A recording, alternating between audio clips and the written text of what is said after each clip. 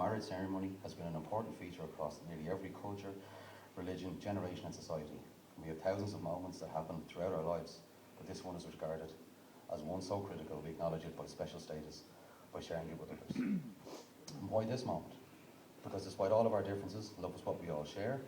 It is the great unifier, our one universal truth. And no matter who you are, where you come from, what you believe, we know this one thing: love is what we're doing right. And it's why you're both sitting here. That's why you're all here to watch them stand up. We've all loved in our lifetimes, and in this moment, we are reminded that the ability to love is the very part of our humanity. All of us here today have our own love stories. Some are short, others are long, some are yet unwritten. While others are just getting to the good part, there are chapters in all of our stories that are sad or disappointing, and there are others that are exciting and full of adventure. Damien and Lindsay's love story began, I got this right, in the Barge pub about 6 years ago, 2015. I think Damien was out with a couple of his mates, ran into Lindsay. There was numbers exchanged, I'm sure there was texts and phone calls, and eventually on the 24th of July, they went to McSorley's for their first date.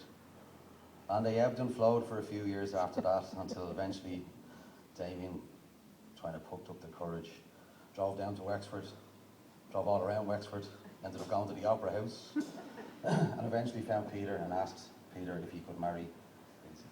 Peter said yes. And then again, Damien fumbled around Johnstown Castle, looking for a place where he was going to drop the knee, and he did. And Lindsay said yes in August 2019. And that moment brings them here. A time to pause, look back, and smile at all the moments that have brought them here, and to take time to look ahead at all the moments that are still to come. I am here, we're all here, because we want those moments for you.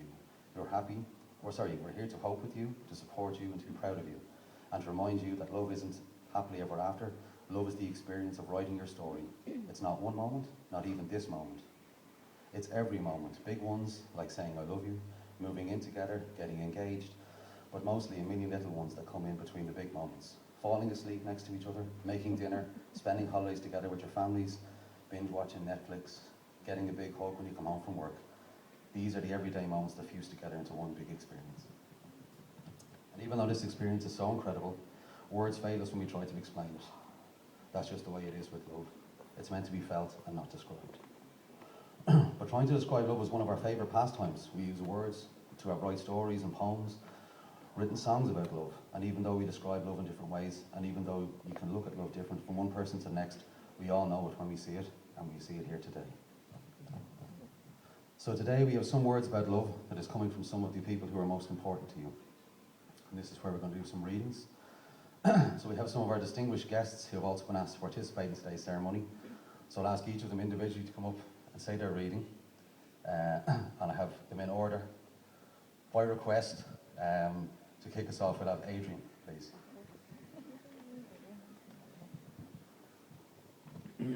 There is a few folks, though. Hannah first. Dish of the day. Damon and Lindsay, you like nothing more than eating out in a nice restaurant or cooking at home from scratch. I have for you both the perfect recipe for a meal that would never pass its best before date if prepared and cooked properly. 4 pound of love, 2 pound of kindness, a pinch of good looks and a half a pound of calm temper. A cup of gentleness, 1 pound of self-forgetfulness, 2 cups of wit, 2 large tablespoons of good humour, 1 pint of rippling laughter, 1 wine glass of common sense, and a side of modesty. Put the love and kindness in a well-furnished house. Add the pinch of good looks and mix well with the common sense. Stir the wit and good humour and add this to the calm temper and rippling laughter.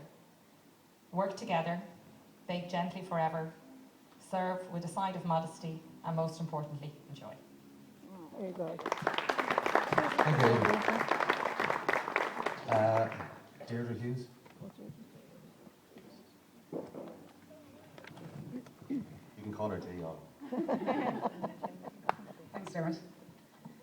Damien, he's not perfect. You aren't either, and the two of you will never be perfect.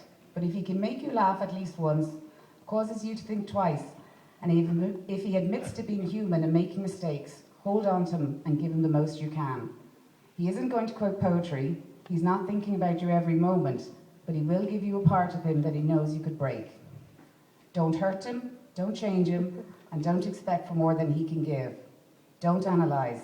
Smile when he makes you happy, yell when he makes you mad, and miss him when he's not there. Love hard when there is love to be had, because perfect guys don't exist, but Damien is perfect for you.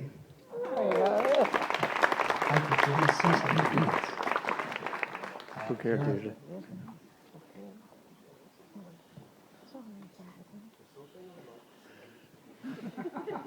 There's just a few words. The art of a good marriage. Happiness in marriage is not something that just happens.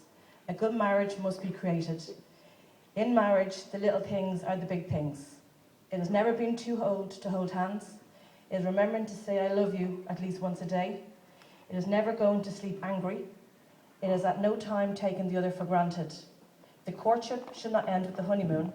It should continue through the years. It is standing together, facing the world.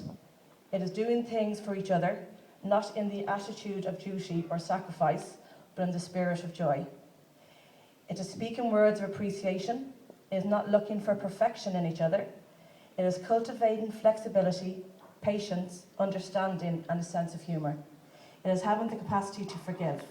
It is establishing a relationship in which the independence is equal, dependence is mutual, and the obligation is reciprocal.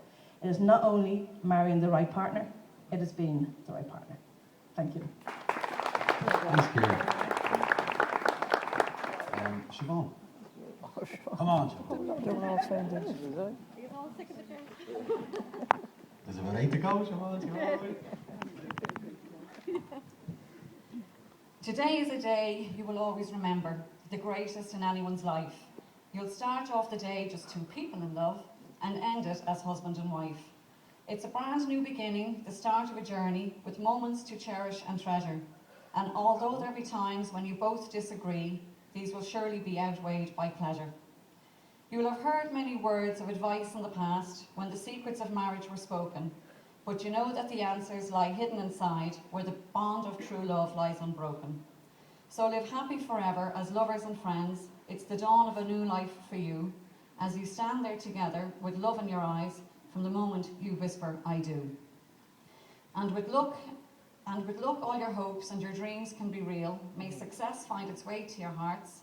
Tomorrow can bring you the greatest of joys, but today is the day it all starts. Very good. Thanks, Siobhan. Renato. Stand up. Oh, yes.